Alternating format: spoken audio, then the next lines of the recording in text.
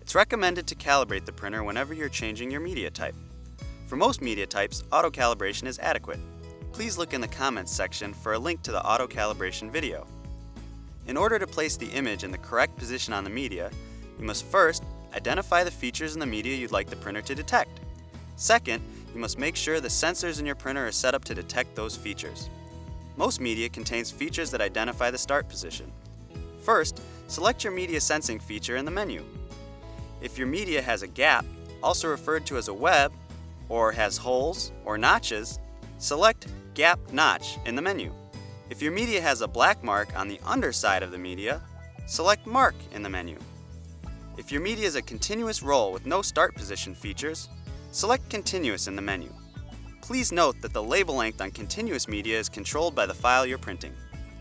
Second, set the sensor type in the menu. For black mark media, set the sensor type to reflective. For all other types of media, set the sensor to transmissive. Now, load the media and ribbon. Make sure the media and ribbon are fully inserted.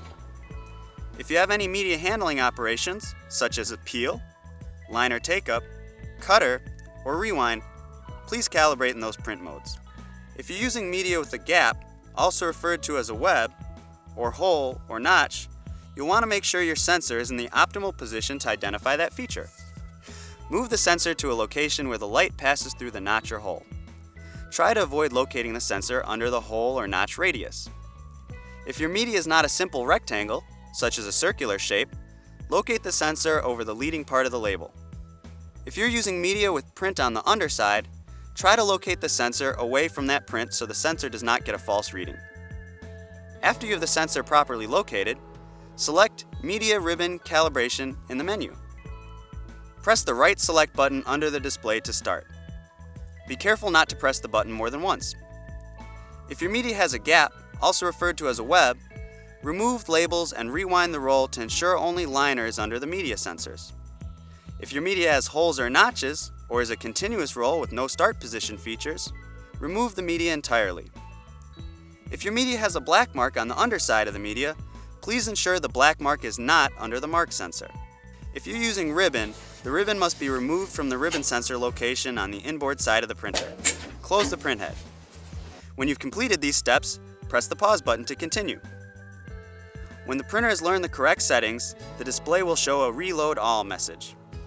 When reloading the media and ribbon, make sure the media and ribbon are fully inserted. Be sure that the ribbon is located under the ribbon sensor. If your media has a gap, hole, or notch, be sure that the media and not the gap or hole or notch is under the media sensor. If your media has a black mark, the black mark position does not matter. Be sure that the media is installed correctly. When you have reloaded the supplies, close the printhead and press the pause button to continue. The printer is now calibrating. Media will begin exiting the printer. The amount of media can be reduced by lowering the maximum label length setting in the menu. However, it is important that the maximum label length setting is larger than the label length you're printing.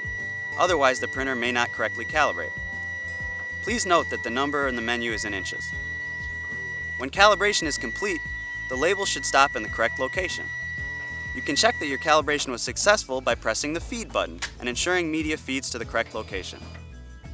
If you are using special or custom media and having issues calibrating, make sure it meets the ZT410 media specification.